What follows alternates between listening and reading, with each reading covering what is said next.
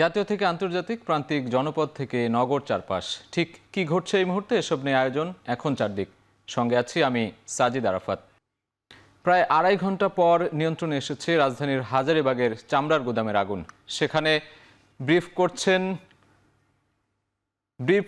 কিছুক্ষণ আগে ব্রিফ করছিলেন ফায়ার সার্ভিস এবং এই মুহূর্তে সেখানে রয়েছেন সহকর্মী সানি মৃধা।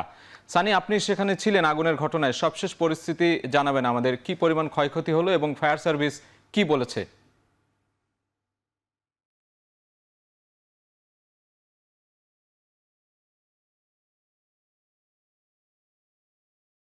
যে ফায়ার সার্ভিসের যে মেইনটেনেন্স ও অপারেশনসের যে পরিচালক, তিনি আসলে আমাদের সাথে তখন ব্রিফ করেছিলেন এবং কিভাবে আগুন লাগলো, কি পরিমাণে ক্ষয়ক্ষতি হয়েছে বা এই বিষয়ে আমাদেরকে জানিয়েছিলেন। তিনি বলেছেন আমাদেরকে যে এখন পর্যন্ত আসলে ক্ষয়ক্ষতির পরিমাণ, যেহেতু আগুন নিয়ন্ত্রণে আসলো, আগুন পুরোপুরি এখনও নিভে যায়নি, নিভানো হয়নি।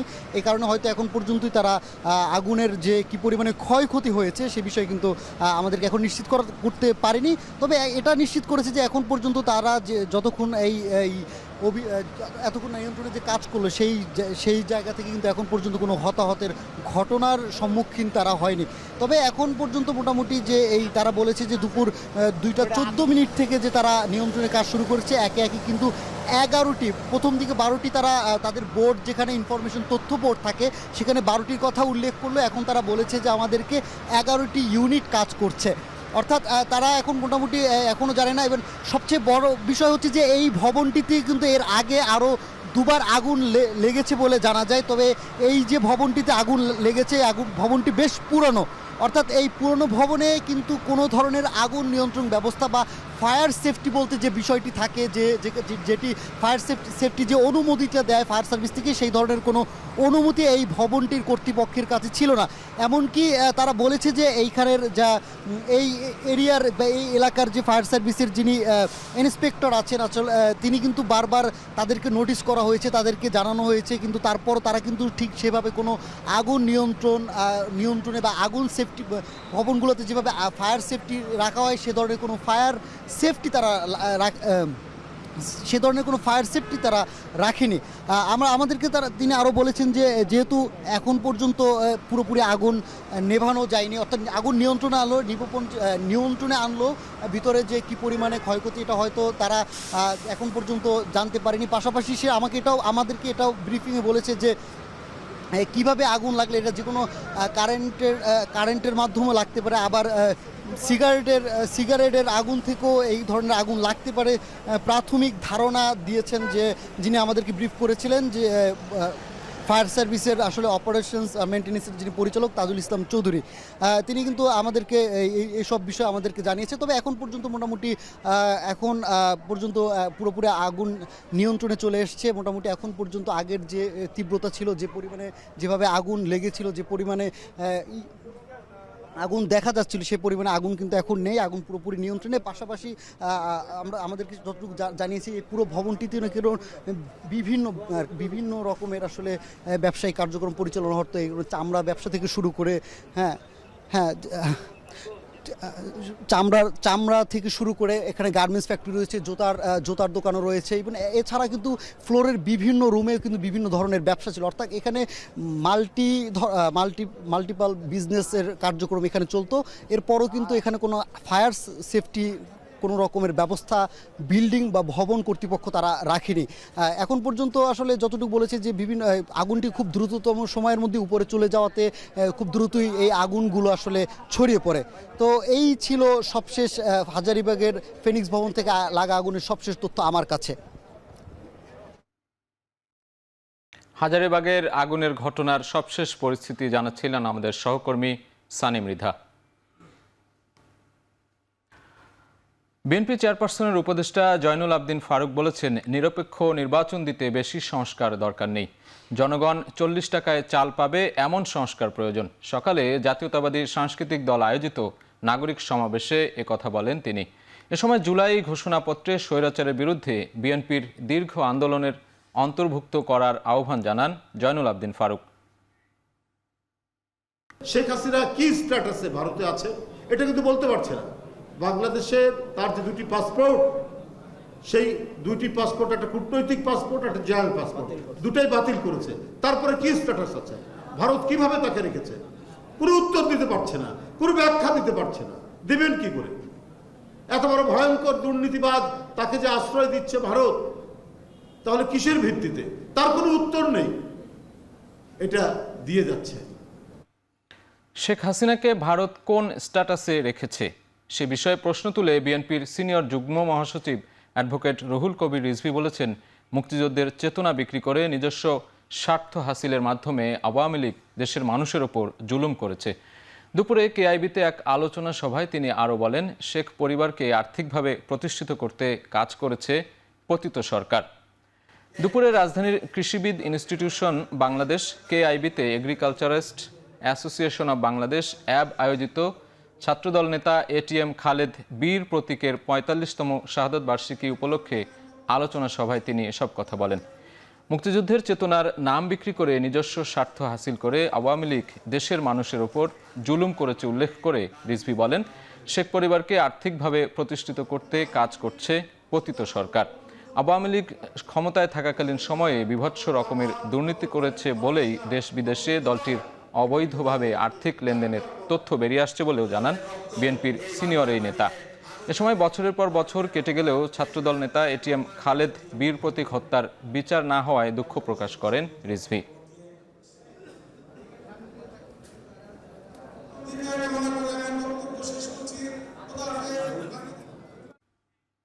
আগামী ৬ মাসের মধ্যে নির্বাচন চাওয়া অযৌক্তিক বলে মন্তব্য করেছেন জুলাই স্মৃতি ফাউন্ডেশনের সাধারণ সম্পাদক সার্জিস আলম। দুপুরে তার নিজ জেলা পঞ্চগড়ের মকবুলার রহমান সরকারি কলেজ মাঠে শীতবস্ত্র বিতরণ অনুষ্ঠানে একথা বলেন তিনি। এ সময় তিনি বলেন, স্বচ্ছ নির্বাচনের জন্য নির্বাচন কমিশন, বিচার বিভাগ ও আইনশৃঙ্খলা বাহিনীর সংস্কার গুরুত্বপূর্ণ।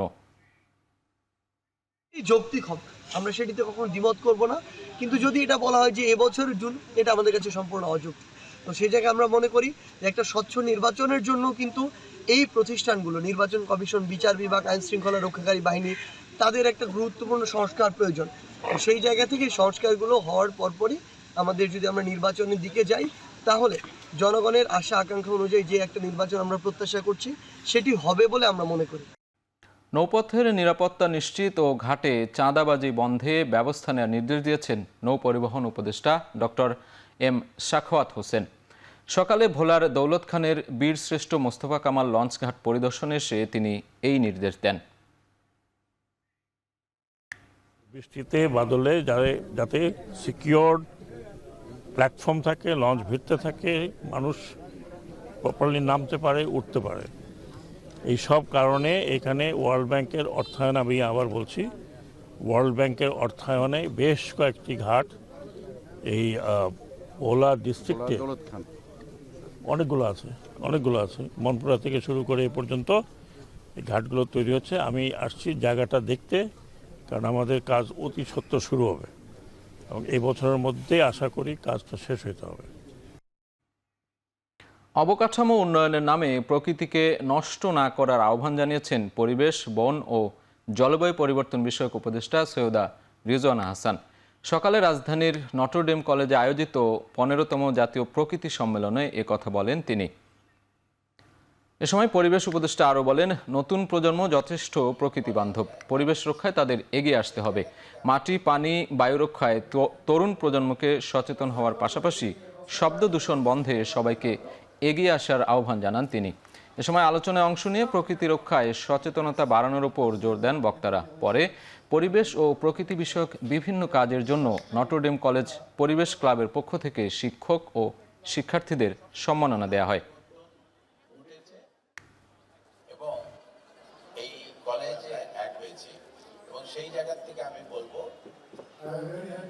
When we talk about environment, we have to remember few things. One is, environment is not only about rights of people, it's about rights of lives that cannot speak for themselves. So we have to be ecocentric in our approach and not anthropocentric. We have to put nature at the center and not development at the center and then tailor cut nature. You can't tailor cut nature. Nature has its own rule to follow. লবণ শিল্পের উন্নয়ন ও উৎপাদন বাড়ানোর লক্ষ্যে সরকার কাজ করছে বলে জানিয়েছেন শিল্প উপদেষ্টা আদিলুর রহমান খান। সকালে কক্সবাজার জেলা প্রশাসক কার্যালয়ে লবণ শিল্পের অংশীজনদের সাথে মতবিনিময় করেন তিনি। পরে চৌফলদণ্ডিতে লবণ মাঠ এবং প্রস্তাবিত লবণ গবেষণা ইনস্টিটিউটের স্থান পরিদর্শন শেষে তিনি একথা বলেন। এ সময় চৌফলদণ্ডিতে স্থানীয় চাষিদের কাছে তাদের সমস্যার কথা শোনেন শিল্প উপদেষ্টা। লবণের ন্যায্য মূল্য না পাওয়া, দালাল চক্রের দৌরাত্ম্য, চাষের জন্য খাস জমির বন্দোবস্ত না পাওয়া সহ নানা সমস্যার কথা তুলে ধরেন চাষিরা। উপদেষ্টা বলেন, লবণের উৎপাদন বৃদ্ধির জন্য সরকার পাইলট প্রকল্প হাতে নিয়েছে। চৌফলদণ্ডিতে লবণ গবেষণা ইনস্টিটিউট হচ্ছে। এছাড়াও চাষিরা যেন লবণের ন্যায্য মূল্য পান সে বিষয়ে সরকার কাজ করছে বলেও জানান।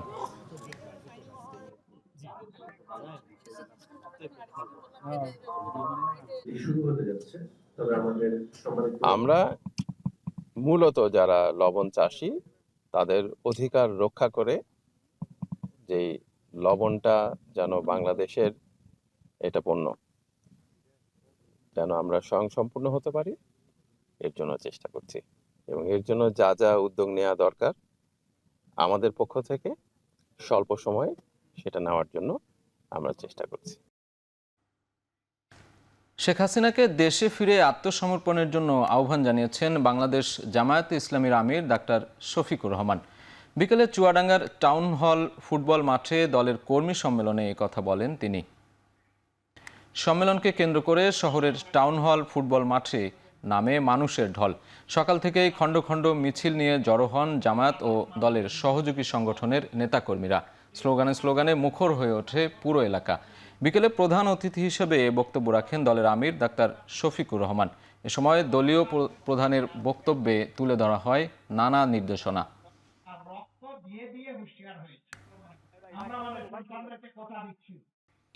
দক্ষ চিকিৎসক তৈরিতে দুর্বল মেডিকেলগুলোকে সবল মেডিকেলের সঙ্গে একীভূত করার পরিকল্পনা করছে সরকার।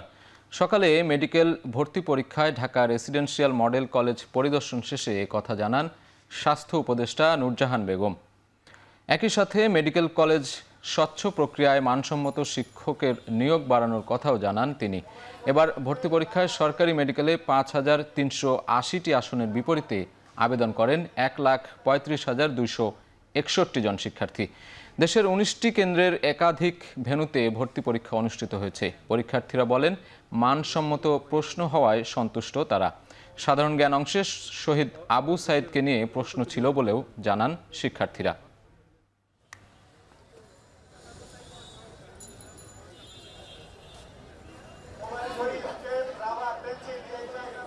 আমাদের কিন্তু এই সতর্কতা কিন্তু বেশ নিজেদের মধ্য থেকে নানানভাবে জানা গেছে। ওরা আমার পাশেই আছেন, তারা একেবারে চেষ্টা করেছেন কিভাবে এগুলো নিয়ে কোথাও কোনোভাবে কোনো কিছু যেন প্রকাশ না হয়, সর্বোচ্চ সতর্কতা তারা নিয়েছে। যেটা আপনার গতকাল পত্রিকায় দেখেছেন, এটা একটা বাংলার জিনিস বলেছে, কিন্তু এটা তো সরকারকে দেখা এগুলো হতে পারে। মানুষ ইনকামের জন্য কত কিছুই করে, এখানে সে একটা পয়সা বানানোর চেষ্টা করেছে, কিন্তু ধরা পড়ে গেছে। গোপালগঞ্জ ও চট্টগ্রামের মিরসরাইয়ে আলাদা সড়ক দুর্ঘটনায় ৬ জন নিহত হয়েছেন।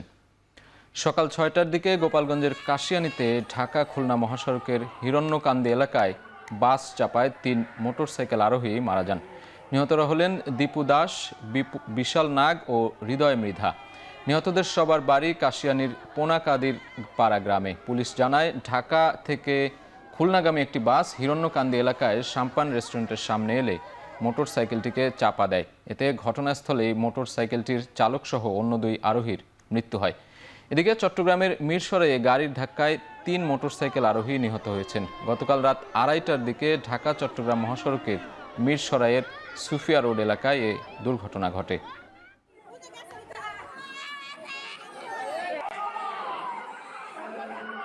অ্যাস্টারনার নামক দ্রুতগামী একটা বাস ওদেরকে চাপা দেয়, ফলে তারা স্পট ডেথ ওখানে মৃত্যুবরণ করেন। আমরা ওইখানে গেলাম, মুসান্নগর যাওয়ার পরবর্তীতে শুনলাম যে 3 জনে কি মৃত্যুবরণ করছে। এবং ওই দুজনের এমন অবস্থা হয়েছে যে তাদেরকে মুখ দেখে চিনেও যেতেছে না। এগুলো মানা যায় না, এক একজনের এক একটা পরিবার, ওদের ছেলে মেয়ে সবাই এখনো ছোট ছোট। অন্তর্বর্তী সরকারের চুক্তির আওতায় মিয়ানমার থেকে চালের প্রথম চালান দেশে পৌঁছেছে। প্রায় 22,000 টন চাল নিয়ে এমভি গোল্ডেন স্টার নামের জাহাজটি চট্টগ্রাম বন্দরের জেটিতে ভিড়েছে। শিপিং এজেন্টস কর্তৃপক্ষ জানায়, মিয়ানমারের ইয়াঙ্গুন বন্দর থেকে রওনা হয়ে গেল রাতে এমভি গোল্ডেন স্টার নামের চালবাহী জাহাজটি চট্টগ্রাম বন্দরের বহির্নোঙরে পৌঁছায়। দুপুরে বন্দরের জেনারেল কার্গো বার্থের 9 নম্বর জেটিতে খাদ্য অধিদপ্তরের কর্মকর্তাদের উপস্থিতিতে চাল খালাস শুরু হয়।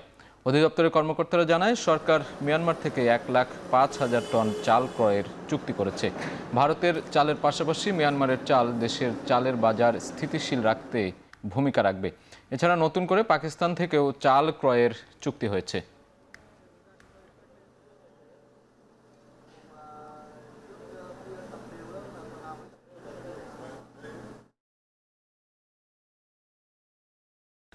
চালের বাজারের অস্থিরতা যেন কমছেই না। আমনের ভরা মৌসুমেও অস্থির চালের বাজার।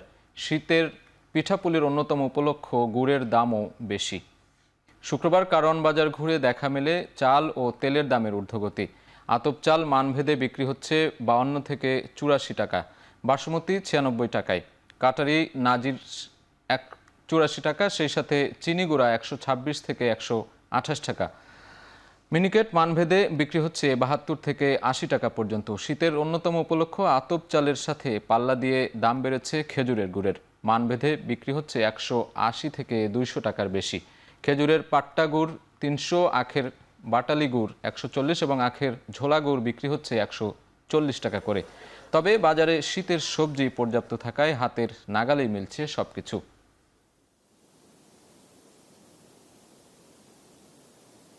এখন থেকে গুড়ের সিজন, সেই অনুযায়ী অনেক ভালো মান। এটা সরকারের যে রেট হয় সেই রেট অনুযায়ী অনেকটা বেশি হয়ে থাকে, যেটা আসলে খুব সাধারণ পাবলিকের ক্ষেত্রে খুব কষ্টকর সাধ্য হয়ে দাঁড়ায়। গুড় আশা করি ভালো হবে আর কি। গুড়ের দামও চড়া, সবই তো চড়া। চাল পর্যাপ্ত পরিমাণে আছে, শুধু দামটা বেশি।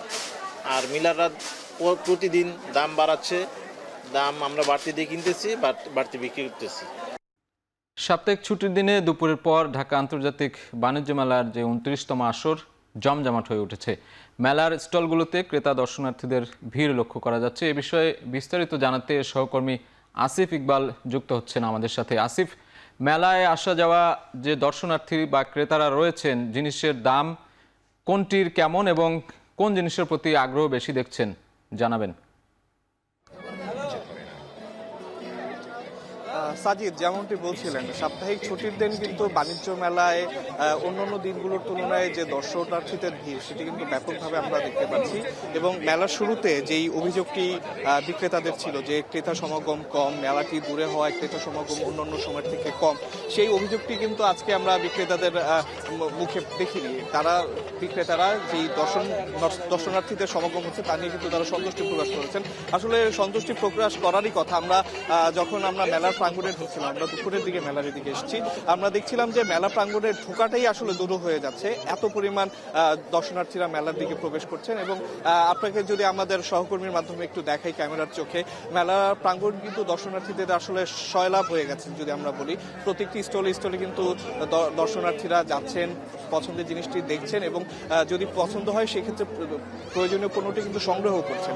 এবং প্রত্যেকটি স্টলেই আমরা কিন্তু কম বেশি ভিড় লক্ষ্য করেছি। তবে যেটি আপনি বলছিলেন যে কোন পণ্যগুলোর চাহিদা বেশি, সেক্ষেত্রে বলতে হয় যে আমরা দেখেছি গৃহস্থালী যে জিনিসপত্রগুলো আছে, বিশেষ করে যে তৈজসপত্র, সেই সব দোকানে কিন্তু আমরা প্রচুর ভিড় দেখেছি। আমরা কসমেটিক্স আইটেমগুলোর দোকানগুলোতে কিন্তু প্রচুর ভিড় দেখেছি। আমরা খাবার দোকানগুলোর প্যাকেজ আইটেমগুলোতে কিন্তু প্রচুর ভিড় দেখেছি। এসব পণ্য কেনার জন্য কিন্তু দর্শনার্থীদের একটি আলাদা আগ্রহ থাকে এবং বাণিজ্য মেলাগুলো কিন্তু তারা এখানে এসে সেই পণ্যগুলোই কিন্তু একটু সংগ্রহ করার চেষ্টা করছেন। এবং মেলার আরেকটি যে জিনিসটি দেখেছি যে মেলায় এবার কিন্তু অন্যান্য যেই স্টলগুলো আছে সেগুলোও কিন্তু আসলে কম বেশি ভিড় দেখতে পাচ্ছি। কারণ যখন মেলায় দর্শনার্থী উপস্থিতি বাড়বে সেই হিসেবে কিন্তু দর্শনার্থীদের যে প্রয়োজনীয় জিনিসপত্র সংগ্রহের যে চাহিদা সেটিও কিন্তু আসলে সেই অনুযায়ী কিন্তু বেড়েছে। এবং আমরা দেখছি যে মেলায় এইসব তৈজসপত্র থেকে শুরু করে এই খেলনা সামগ্রী, কসমেটিক সামগ্রী, এইসব স্টলগুলোতে কিন্তু পর্যাপ্ত ভিড় আছে এবং সেই স্টলগুলো থেকে কিন্তু যারা দর্শনার্থী আছে তারা তাদের প্রয়োজনীয় পণ্যটি সংগ্রহ করছেন এবং সেটি তারা নিচ্ছেন এবং প্রত্যেকের হাতেই কিন্তু আসলে কম বেশি আমরা শপিং ব্যাগ দেখতে পাচ্ছি। অর্থাৎ দর্শনার্থীরা শুধু দেখছেন না, সেই সাথে কিন্তু তারা আসলে তাদের পছন্দের যে জিনিসটি আছে সেটিও তারা সংগ্রহ করছেন। এবং যেটি বলছিলেন যে বিক্রেতাদের যেই দামের ব্যাপারটি, সেই দামের ব্যাপারটি আসলে চিরাচারিত যেই ব্যাপারটি থাকে যে দাম নিয়ে কিন্তু ক্রেতাদের একটি অভিযোগ থাকে, সেই অভিযোগটি আমরা এবারও পেয়েছি। বিক্রেতারা দাম বেশি রাখেন বলে আসলে ক্রেতারা অভিযোগ করছেন এবং বিক্রেতাদের সেই ব্যাপারে আমরা যখন জিজ্ঞেস করছি, বিক্রেতারা বলছেন যে তারা যেহেতু সব জিনিসপত্রের দাম বেশি, সেই অনুযায়ী তারা আসলে তাদের দাম রাখার চেষ্টা করছেন। তো বাণিজ্য মেলার যদি পুরো বিষয়টি বলতে চাই যে আজকে ছুটির দিন, দর্শনার্থীদের ভিড়ে আসলে সয়লাব বাণিজ্য মেলা এবং দর্শনার্থীরা তাদের প্রয়োজনীয় এবং পছন্দের জিনিসগুলো কিন্তু এই বাণিজ্য মেলা থেকে সংগ্রহ চেষ্টা করছেন এবং বিক্রেতারা আশা করছেন মেলা যতটা দিন যাবে সেই সাথে সাথে কিন্তু দর্শনার্থীদের ভিড় আরো বাড়বে বলে বিক্রেতারা আশা করছেন। তো এই ছিল বাণিজ্য মেলা প্রাঙ্গণ থেকে আমার কাছে সর্বশেষ। সাজিদ। সাপ্তাহিক ছুটির দিনে জমজমাট ঢাকা আন্তর্জাতিক বাণিজ্য মেলার সবশেষ খবর জানাচ্ছিলেন সহকর্মী আসিফ ইকবাল খান। এদিকে বরিশালে শুরু হয়েছে 10 দিনব্যাপী বিসিক উদ্যোক্তা মেলা, যেখানে বিভিন্ন পণ্যের পসরা সাজিয়ে বসেছেন উদ্যোক্তারা। এ নিয়ে জানাতে বরিশাল বেলস পার্ক থেকে যুক্ত হচ্ছেন অমিত হাসান। অমিত, জানাবেন মেলায় কি ধরনের পণ্য রয়েছে এবং ক্রেতাদের ভিড় কেমন?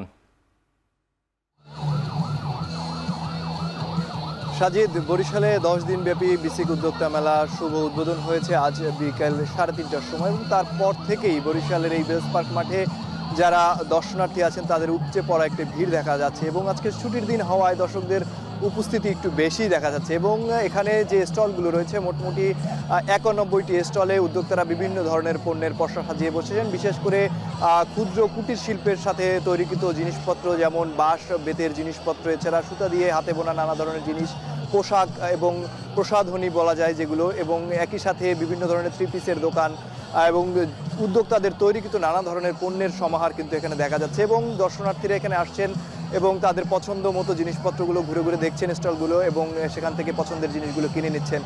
বিসিকের যারা কর্তৃপক্ষ রয়েছেন তারা বলছেন যে উদ্যোক্তাদের তৈরিকৃত পণ্যের আসলে যে প্রসার এবং প্রচার করা এবং সেগুলো বিপণনের একটি মাধ্যম তৈরি করার জন্য এই মেলার আয়োজন করা হয় এবং সারা দেশব্যাপী এই মেলার আয়োজন করা হয়। তার মধ্যে তার অংশ হিসেবেই বরিশালে এই মেলাটির আয়োজন করা হয়েছে এবং এই মেলার মাধ্যমে উদ্যোক্তারা তাদের পণ্য সবার মাঝে আসলে প্রচার করতে পারবেন, প্রচারণা করতে পারবেন এবং একই সাথে বিপণনের একটি সুযোগও তাদের সৃষ্টি হবে, যার কারণে এই মেলার আয়োজন করা।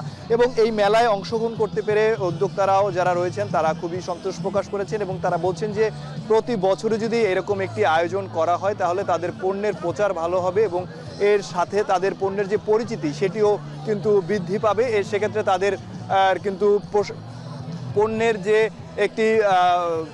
একটি সমাহার সেটি কিন্তু সবার মাঝে তুলে ধরা যাবে এবং তারা বলছেন যে এই যে উদ্যোক্তা মেলা, এর মাধ্যমে তারা তাদের পণ্য সবার মাঝে তুলে ধরতে পারবেন এবং তাদের যে প্রচারণা সেটিও বৃদ্ধি পাবে। এবং আরেকটু জানিয়ে রাখি যে বরিশালের এই বেলস পার্ক মাঠে কিন্তু প্রতিদিন বিকেলেই মানুষের একটি সমাগম হয়, তবে মেলা উপলক্ষে সেই সমাগমটি আরও বেশি দেখা যাচ্ছে এবং এই মেলা প্রাঙ্গণ ছাড়াও মেলার বাইরেও কিন্তু শিশুদের জন্য নানা ধরনের খেলনার আয়োজন করা হয়েছে, যেখানে শিশুরা খুব স্বাচ্ছন্দ্যে আসলে এই সময়গুলো উপভোগ করছেন এবং প্রতিদিন সকাল 9টা থেকে রাত 9টা পর্যন্ত এই মেলা সবার জন্য উন্মুক্ত থাকবে এবং এখানের যারা দর্শনার্থী আছে তারাও খুব সুন্দরভাবে উপভোগ করছেন এবং উৎসব মুখর পরিবেশে বরিশালে বিসিক উদ্যোক্তা মেলা 2025 উদযাপন হচ্ছে এবং এতে আসলে যারা দর্শনার্থী আছেন তারা স্বতঃস্ফূর্তভাবে কিন্তু এই মেলা উপভোগ করছেন এবং মেলা প্রাঙ্গণে ঘুরছেন। একই সাথে উদ্যোক্তারাও তাদের পণ্যের পসরা সাজিয়ে বসেছেন এবং তারাও কিন্তু খুব সুন্দরভাবে তাদের পণ্যের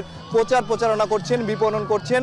বিসিক কর্তৃপক্ষ বলছেন যে এই মেলার মাধ্যমে উদ্যোক্তারা খুব ভালোভাবে লাভবান হবেন এবং তাদের পণ্যের যে প্রচারণা সেটিও তারা করতে পারবেন বলে আমাদেরকে জানিয়েছেন এবং এই মেলা আগামীতেও আয়োজন করা হবে এমনটাই জানিয়েছেন বিসিক কর্তৃপক্ষ। তো বরিশাল থেকে এই ছিল আমার কাছে মেলার সর্বশেষ। ছুটির দিনে সন্ধ্যায় রাজশাহী বিশ্ববিদ্যালয়ে চলছে শৈত্য উৎসব ও পিঠাপুলির মেলা, সাথে থাকছে বিভিন্ন পণ্যের প্রদর্শনীও। সে খবর জানাতে বিশ্ববিদ্যালয়ের সাবাস বাংলা চত্বর থেকে যুক্ত হচ্ছেন সহকর্মী রাকিবুল হাসান। রাকিব, পিঠাফুলির আয়োজন কেমন দেখছেন সেখানে? মেলায় ভিড় কেমন ছুটির দিনে জানাবেন। সাজিদ, আসলে আজকে শুক্রবার, সাপ্তাহিক ছুটির দিন। আসলে নগরে নগরায়ন এবং উন্নয়নের নানা ধরনের কিন্তু অজুহাতে এই যে শৈত্য উৎসব সেটি কিন্তু আসলে হাজারতে বসেছে। তবে এই বিশ্ববিদ্যালয়ের সাবাস বাংলা চত্বরে আজকে আসার পর থেকেই যে কেউই আসলে বলবে যে আসলে এখানে শীতের যে মাধুর্য এবং শীতের যে ঐশ্বর্য তার প্রত্যেকটি জিনিসই কিন্তু আসলে ফুটে উঠেছে। বিশেষ করে এখানে এই যে শতাধিক স্টল নিয়ে আসলে এই উৎসবটি হচ্ছে, সেখানে আমরা পিঠা উৎসব দেখছি এবং পিঠা আয়োজন কিন্তু করা হয়েছে। প্রায় 17 থেকে 18 রকমের পিঠা আছে এবং নানা ধরনের জানা অজানা নাম না জানা পিঠাগুলো রয়েছে এবং সেটি উপভোগ করার জন্য কিন্তু এখানে সাধারণ মানুষরা এসেছেন। বিশ্ববিদ্যালয়ের শিক্ষার্থী, শিক্ষক, কর্মকর্তা, কর্মচারীরাও আছেন। এর পাশাপাশি নগরবাসীরাও কিন্তু এখানে এসেছেন। প্রায় 6 টাকা থেকে শুরু করে পিঠা প্রায় 30 টাকা পর্যন্ত প্রত্যেকটি, সেই রকম এগুলোই কিন্তু আসলে উপভোগ করছে মানুষ এখানে। এবং একই সাথে নারীরা নিজ উদ্যোগে যে সমস্ত পণ্যগুলো তৈরি করে, বিশেষ করে শিল্পের মধ্যে যেগুলো পড়ে, সেই সমস্ত হস্তশিল্পের, কারুশিল্পের পণ্যগুলো কিন্তু তারা নিয়ে এসেছে এবং এই স্টলে কিন্তু সেগুলো প্রদর্শিত হচ্ছে, বেচাকেনা হচ্ছে। 3 দিন ব্যাপী আয়োজিত এই মেলাতে আমরা দেখছি কিন্তু আসলে হাজার হাজার দর্শনার্থীরা এখানে এসেছেন এবং যারা আসলে এই আয়োজনটি করেছেন, পসরা নিয়ে বসেছেন, সেখানে কিন্তু আসলে পণ্যের বেচাকেনাও কিন্তু বেশ হচ্ছে। এবং প্রত্যেক দিন, গতকালকেও শুরু হয়েছে এই উৎসবটি। এখানে দোকানগুলো নিয়ে আমরা কিছুক্ষণ আগে কথা বলছিলাম, তারা বলছিল প্রায় 30-35 হাজার টাকা করে কিন্তু একদিনে বিক্রি হয়েছে। প্রত্যেক দিন বিকেল 4টা থেকে রাত্রি 10টা পর্যন্ত এখানে আসলে এই উৎসবটি চলছে। মূলত রাজশাহী বিশ্ববিদ্যালয়ের কয়েকজন শিক্ষার্থীর একটি সংগঠন, ক্যাম্পাস বাউলিয়ানা, সেই সংগঠনটির পক্ষ থেকে আসলে এটি আয়োজন করা হয়েছে এবং প্রত্যেক বছরই কিন্তু শীতের সময় তারা এই শৈত্য উৎসবটি আয়োজন করে থাকে এবং তারই ধারাবাহিকতা এবারে 3য়বারের মতো এখানে আয়োজন করা হচ্ছে। এবং এখানে নানা ধরনের গ্রামীণ খেলাধুলাও কিন্তু এখানে আয়োজন করা হয়েছে। আমরা ঠিক পাশেই দেখছি এই ছোট্ট একটি নাগরদোলা রাখা হয়েছে এবং বেলুন, এই যে ছোট ছোট রং বেরঙের বেলুন এখানে আছে, প্রত্যেকে আসলে সেগুলো কিন্তু ছোট বাচ্চারাই আসলে এখানে কিনছেন এবং প্রত্যেক স্টল ঘুরে দেখছেন এবং যার যেটি পছন্দ হচ্ছে সেটি তারা কিনতে পারছেন। এবং একই সাথে সাবাস বাংলার যে চত্বর, সেই সাবাস বাংলা চত্বরে সেখানে কিন্তু আসলে ফোক গানের আয়োজন করা হয়েছে এবং সেই ফোক গানে কিন্তু আসলে বিভিন্ন ধরনের সংগঠন এবং তরুণদের সংগঠন তারা কিন্তু এখানে অংশগ্রহণ করছেন। একই সাথে এখানে ক্ষুদ্র নৃগোষ্ঠীর যে গান রয়েছে, নৃত্য রয়েছে, সেটিও কিন্তু আসলে সন্ধ্যার পর থেকেই সেই আয়োজনটি এখানে থাকবে এবং এখন থেকেই সেই নাচ গানগুলো আসলে শুরু হয়েছে, সেই সাংস্কৃতিক অনুষ্ঠান চলছে। তো এই ছিল রাজশাহী বিশ্ববিদ্যালয় থেকে আমার কাছে সর্বশেষ খবর। রাজশাহী বিশ্ববিদ্যালয়ের শীত উৎসব ও পিঠাপুলির আয়োজন নিয়ে সবশেষ খবর জানাচ্ছিলেন সহকর্মী রাকিবুল। ময়মনসিংহে শুরু হয়েছে উদীচী শিল্পগোষ্ঠীর 20তম জেলা সম্মেলন, যেখানে সংগঠনের 8টি শাখার শিল্পীরা জড়ো হয়েছেন। এ বিষয়ে বিস্তারিত জানাতে নগরীর টাউন হল থেকে যুক্ত হচ্ছেন সহকর্মী ইমতিয়াজ আহমেদ। ইমতিয়াজ, সম্মেলন ঘিরে কী ধরনের আয়োজন চলছে সেখানে? সম্মেলন থেকে নতুন কোনো সিদ্ধান্ত বা কমিটি গঠন হবে কিনা জানাবেন।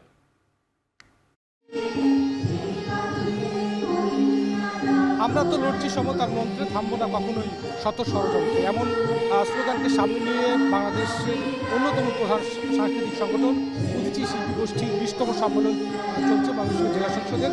আমরা দেখতে পেরেছি যে ময়মনসিংহের তারেক সিটি অডিটোরিয়ামের মঞ্চে এক ঝাঁক ছোট্ট ছোট শিশু কিশোর তারা কিন্তু দলীয় সঙ্গীত পরিবেশন করছে। এর আগে আমরা দেখতে পেরেছি বিকেল 3টায় বিকেল 3টায় আমরা দেখতে পেরেছি যে বাংলাদেশ উদীচী শিল্পী গোষ্ঠীর যে আপনার তারা তাদের দলীয় পতাকা উত্তোলন করেছে এবং জাতীয় পতাকা উত্তোলন, জাতীয় সঙ্গীত পরিবেশন, এরপরে কিন্তু একটি বর্ণাঢ্য র্যালি কিন্তু সারা শহর প্রদক্ষিণ করে এবং এর পরবর্তীতে আমরা দেখতে পেরেছি যে এই সাংস্কৃতিক অনুষ্ঠান চলছে। এটা আয়োজকরা জানিয়েছেন যে ময়মনসিংহ জেলাসহ 8টি শাখার সম্মেলন এখানে হতে যাচ্ছে। আজকে বিকেল 2 দিনব্যাপী এই সম্মেলন চলবে। কালকে সকাল 9টা থেকে তাদের কাউন্সিল শুরু হবে এবং যেটা তাদের পক্ষ থেকে জানাচ্ছে যে একটি অসাম্প্রদায়িক বাংলাদেশ গড়ার লক্ষ্যে এবং নতুন সুস্থ ধারা সাংস্কৃতিক অঙ্গন যেন ভবিষ্যৎ প্রজন্ম পায় সেই লক্ষ্যে তারা কাজ করে যাবেন।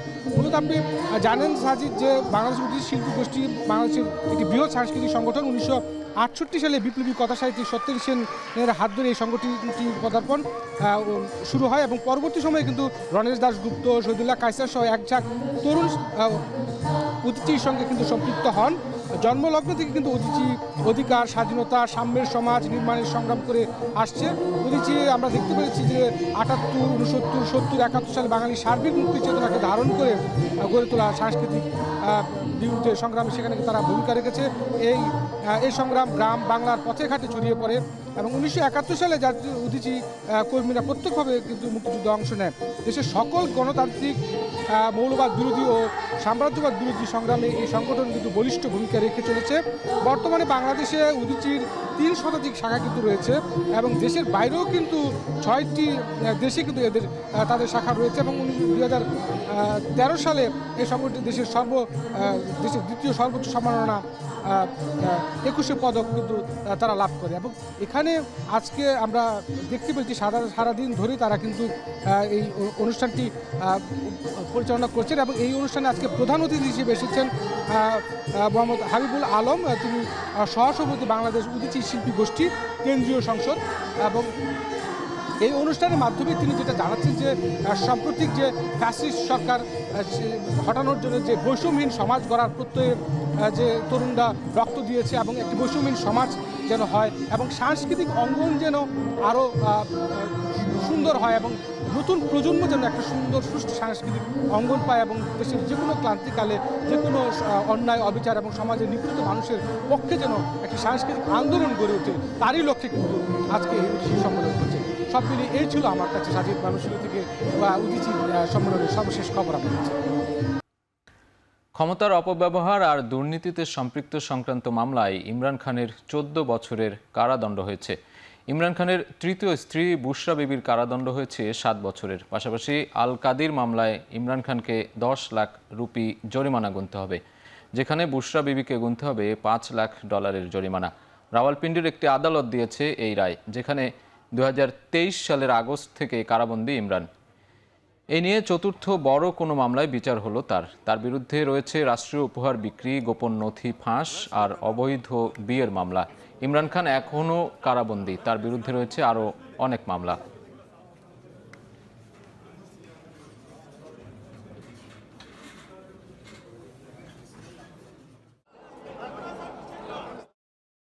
যুদ্ধবিরতি চুক্তিতে দুপক্ষের সম্মতিতে পৌঁছানোর কথা নিশ্চিত করেছেন ইসরায়েলি প্রধানমন্ত্রী বেনিয়ামিন নেতানিয়াহু।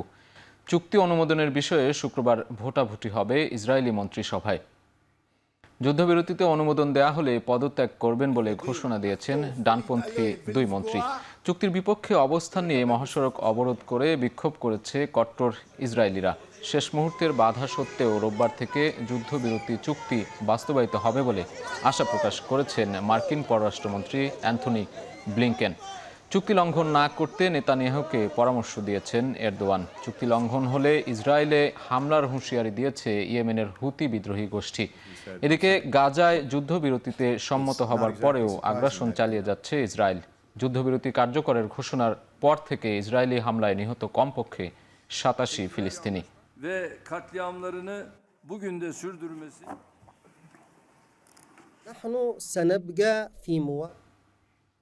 লস অ্যাঞ্জেলেসের দাবানলে নিহতের সংখ্যা বেড়ে দাঁড়িয়েছে 27 জনে। এখনও নিখোঁজ কমপক্ষে 31 জন। বাতাসের গতি কমে আসায় হাস্ট অঞ্চলে দাবানল শতভাগ নিয়ন্ত্রণে। এদিকে ইটনে অর্ধেক ও পেলিসেডসের 1/3 অঞ্চলের দাবানল নিয়ন্ত্রণে এনেছে দমকল বাহিনী। দাবানলের কারণে ভূমিধসের সংখ্যা বাড়ছে প্রতিনিয়ত। তাই আরও 1 সপ্তাহ বাড়ি না ফিরতে বাসিন্দাদের অনুরোধ করেছে স্থানীয় কর্তৃপক্ষ। আগামী সপ্তাহে ঝোড়ো হাওয়া সান্তা অ্যানা শুরুর পূর্বাভাস থাকায় বাড়ি ছাড়া নির্দেশ দেওয়া হয়েছে 82,000 মানুষকে। আরও 90,000 বাসিন্দা রয়েছে সতর্কতার আওতায়।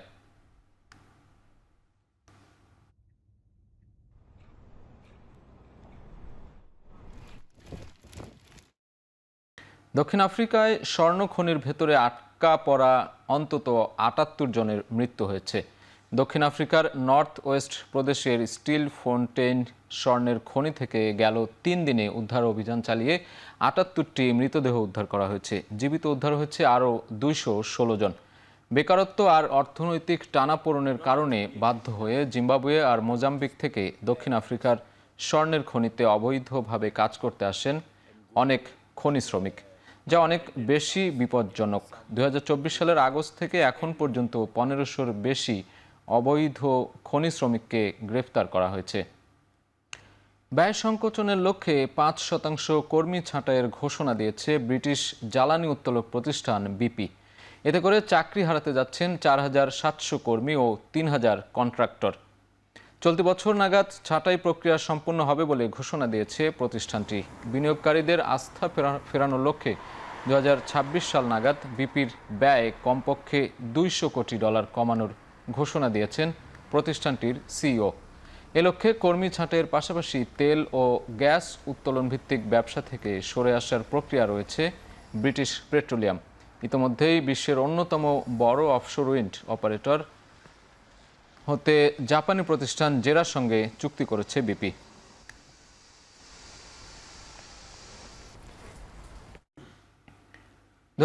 সালে সারা বিশ্বে ঐতিহাসিকভাবে মাত্র 5% ছিল বেকারত্ব হার, এমনটা জানিয়েছে আন্তর্জাতিক শ্রম সংস্থা ILO। জেনেভা ভিত্তিক সংস্থাটি জানায় 2025 সালেও অব্যাহত থাকবে বেকারত্বের হার কমার এই গতি। কিন্তু এই সময়টায় কর্মসংস্থান সৃষ্টিও হবে কম। 2026 সালে এই বেকারত্বের হার কমে দাঁড়াবে 4.9%। কিন্তু অনেক দেশই বেকারত্বের হার কমার এই সুফল ভোগ করতে পারছে না। তরুণ বেকারত্ব হার এখনও 12.5%-এর বেশি। ইউরোপে বেকারত্ব কমলেও আফ্রিকার বেকারত্ব 30%-এর বেশি ছিল। শেষ করছে এখন চারদিক। সঙ্গে থাকার জন্য ধন্যবাদ।